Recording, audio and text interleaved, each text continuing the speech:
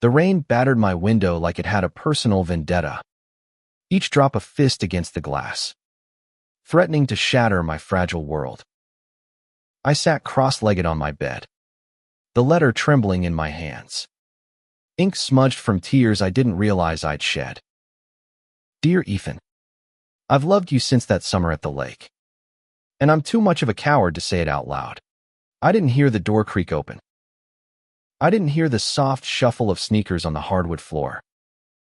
But I felt the air shift, heavy with someone else's presence. And my heart plummeted when I looked up to see Ethan standing there, his hazel eyes wide, staring at the letter I'd never meant for him to see. Jake. His voice was soft, almost drowned by the storm outside, but it cut through me like a blade. What? What is that? I froze, the letter crumpling in my fist as I scrambled to shove it under my pillow. My room, my sanctuary in this small Ohio town, suddenly felt like a trap. Ethan and I had been best friends since we were kids, inseparable through scraped knees, high school bullies, and late-night talks about dreams we were too scared to chase. But this secret I'd buried for years wasn't supposed to surface. Not now. Not ever. And nothing. I stammered, my voice cracking. It's nothing. Ethan. Why are you even here? You didn't text. He stepped closer, his rain-soaked jacket dripping onto the floor. His dark hair clung to his forehead, and those eyes, always so warm, now held a storm of their own. I came to check on you. You've been dodging me all week. And now, he gestured toward the pillow, his brow furrowing. Jake, what's going on? I wanted to disappear, to melt into the walls of my childhood bedroom, surrounded by posters of bands we both loved and photos of us grinning like idiots at the county fair. But Ethan wasn't letting this go. He never did when he sensed I was hiding something. That was the problem with him, saw me too clearly, even when I didn't want to be seen.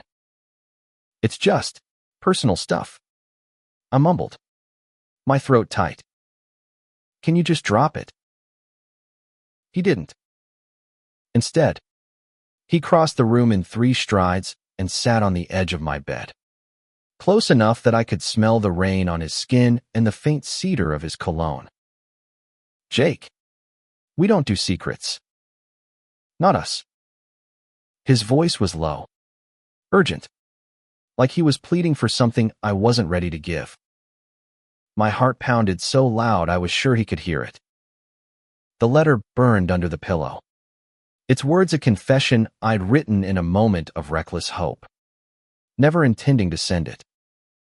I'd spent years loving Ethan in silence, watching him date girls who never deserved him, laughing at his jokes, and pretending my heart didn't ache every time he slung an arm around my shoulders like a brother.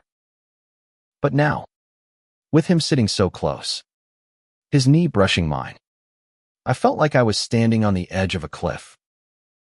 Ethan, please, I whispered, my voice barely audible. You don't want to know? His eyes searched mine, and for a moment, I thought he'd back off. But then his hand reached out, tentative, and before I could stop him, he pulled the letter from under the pillow. My stomach lurched as he unfolded it, his fingers careful, like he was handling something fragile. The room spun, the rain outside fading to a dull roar as he began to read.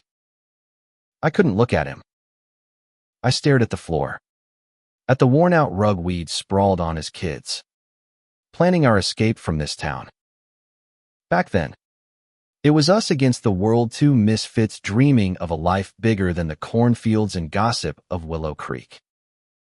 But now, the world felt like it was closing in, and I was about to lose the one person who made it bearable. Jake. Ethan's voice was thick, unsteady. I braced myself for disgust. for anger, for the end of everything. But when I dared to glance up, his eyes weren't cold or distant. They were soft, glistening, like he was seeing me for the first time. "Why didn't you tell me?" he asked, his voice breaking. He set the letter down, his hand trembling. "All this time, why didn't you say anything?" I laughed. A bitter, choked sound. "Say what?" "That I'm in love with you. That I've been in love with you since we were 16. Sneaking beers by the lake and talking about forever. Ethan, you're straight. You've got a girlfriend. I didn't want to ruin us." He flinched, like my words were a slap. "Ruin us?" he repeated, his voice rising. "Jake, you think this truth could ruin us? Do you know how much you mean to me?" I couldn't breathe. His words were a lifeline, but I was too scared to grab it. "Don't do this," I said, standing up, pacing to the window. The rain was relentless, mirroring the chaos in my chest. "Don't say things you don't mean just to make me feel better. I can't handle that." "I'm not," he said, standing too, his voice firm now. "Jake, look at me." I didn't want to. I didn't want to see pity or rejection in his eyes. But his hand caught my arm, gentle but insistent, and I turned to face him. His expression was raw, unguarded, like he was the one exposed now. "I broke up with Sarah last month," he said quietly. "I didn't tell you because, I don't know. I was figuring things out.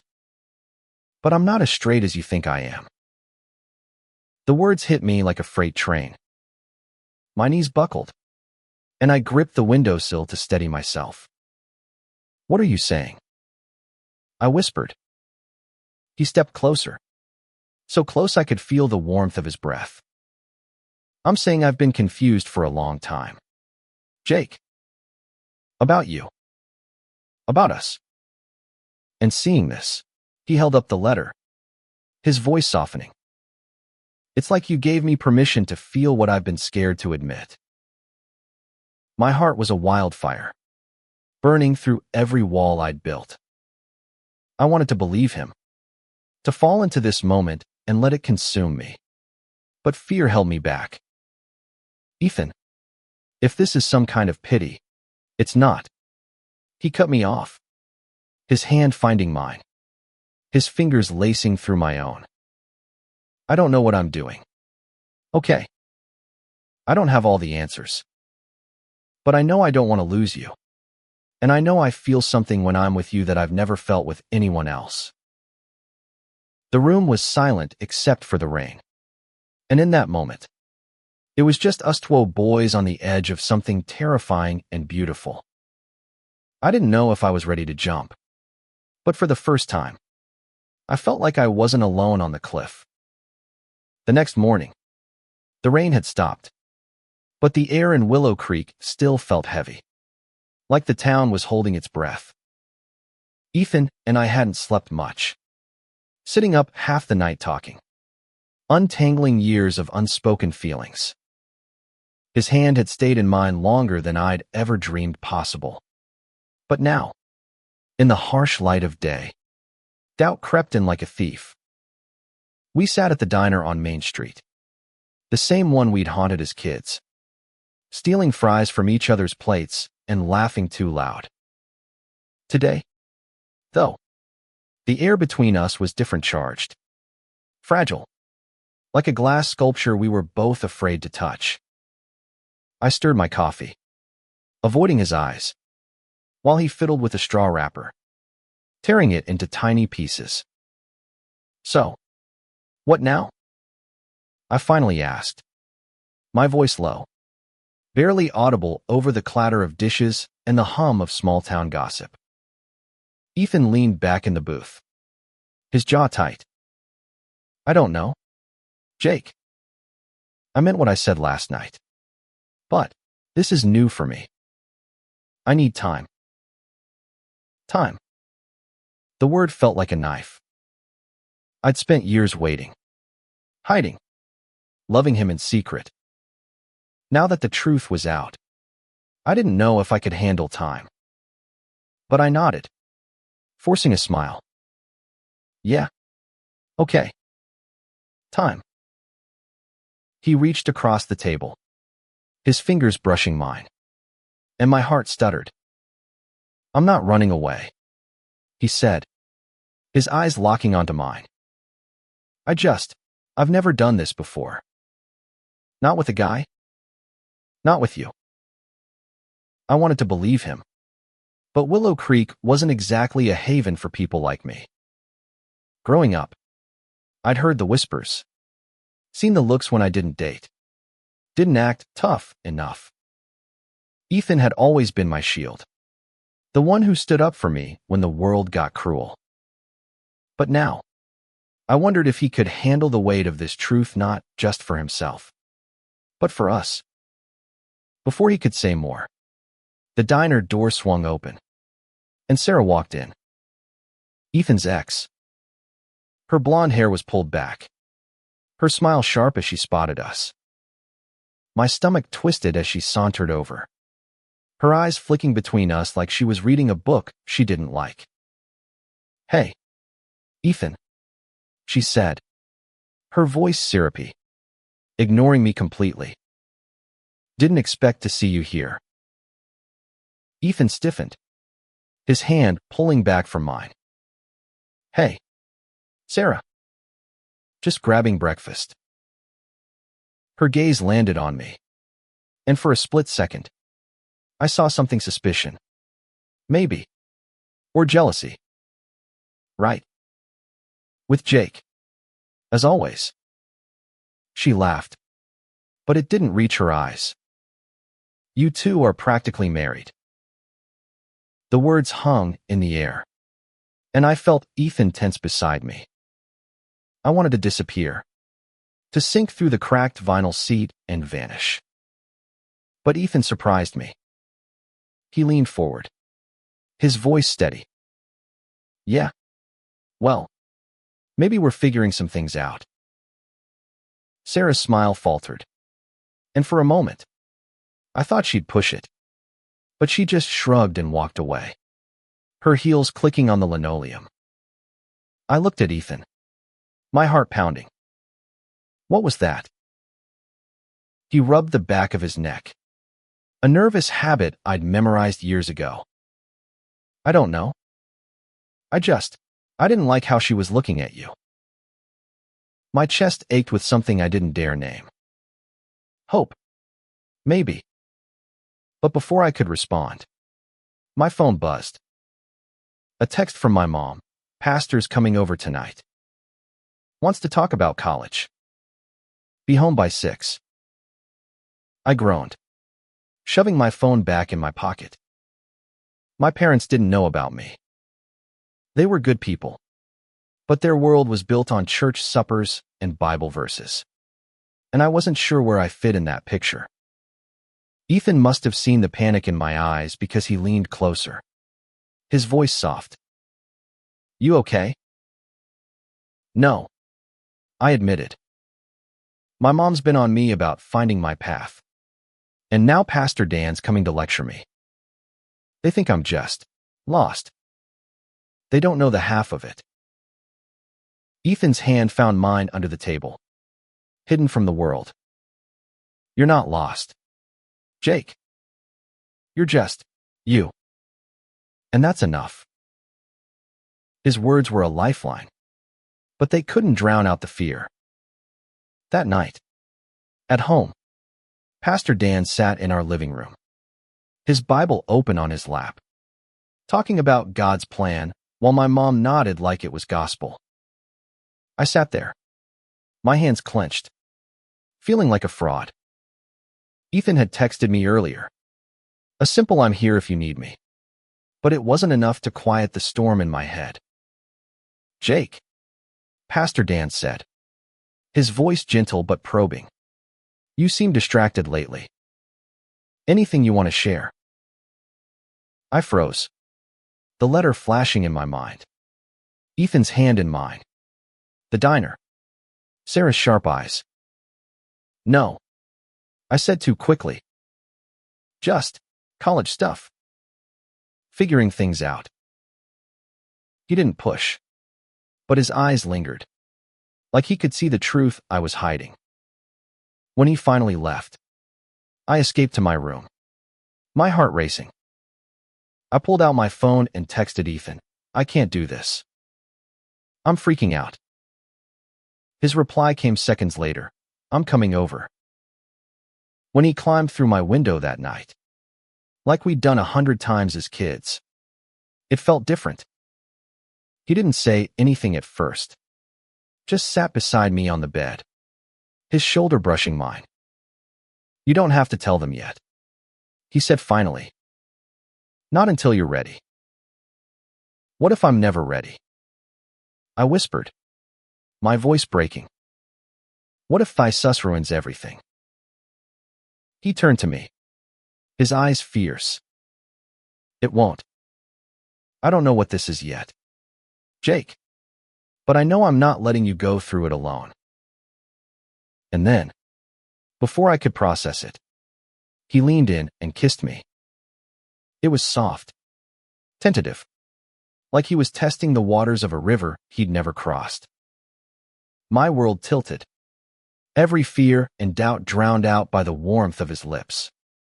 The way his hand cupped my face like I was something precious. When he pulled back, his eyes were wide, like he'd surprised himself. Was that okay? He asked, his voice barely a whisper. I nodded, my throat too tight to speak. For the first time in years, I felt like I could breathe. The weeks that followed were a blur of stolen moments and secrets.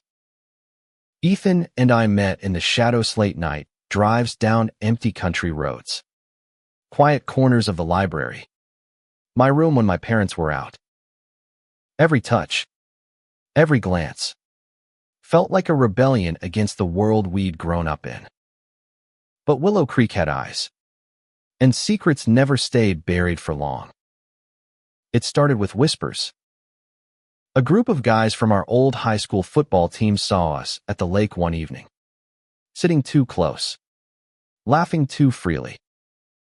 The next day, my locker at the community college was spray-painted with a word I won't repeat. Ethan was furious, ready to hunt down whoever did it. But I begged him to let it go. It's not worth it, I said, my voice shaking. They'll just hate us more. They can hate all they want. He snapped, his eyes blazing. I'm not ashamed of you, Jake. But I was ashamed not of him, but of myself. I'd spent so long hiding. I didn't know how to live in the open. And when my mom found the letter, tucked in a book I'd left on the kitchen table, the world I'd been trying to hold together shattered. She didn't yell. That was the worst part. She just sat me down, her eyes red, the letter trembling in her hands. Jake, is this true? She asked, her voice so quiet it hurt more than shouting. I wanted to lie, to say it was a mistake. But Ethan's kiss was still burning on my lips, and I couldn't betray that. Yeah, I said, my voice barely audible. It's true. She cried, and I hated myself for it. My dad stood in the doorway, silent, his face unreadable. We need to talk to Pastor Dan, my mom said finally. He'll know what to do. I didn't want Pastor Dan's help. I didn't want anyone's help. I just wanted Ethan. But even that felt like a dream I didn't deserve. When I told him what happened, he didn't hesitate. Come with me, he said, grabbing my hand. We're getting out of here. We drove to Columbus that night, to a tiny apartment he'd been looking at for college. It wasn't much, just a couch, a mattress on the floor, and a view of a parking lot, but it felt like freedom. We sat on the couch, our knees touching, and for the first time, I didn't feel like I was hiding. "I'm sorry," I said, my voice thick, "for dragging you into this mess." He shook his head, his hand finding mine. "You didn't drag me anywhere, Jake. I'm here because I want to be. Because I love you." The words stole my breath. I'd written them to him, but hearing them back was like stepping into a new world. "You don't have to say that," I whispered. "I know," he said, his voice steady. "But I'm saying it anyway." We stayed in Columbus for a week, living on cheap takeout and hope.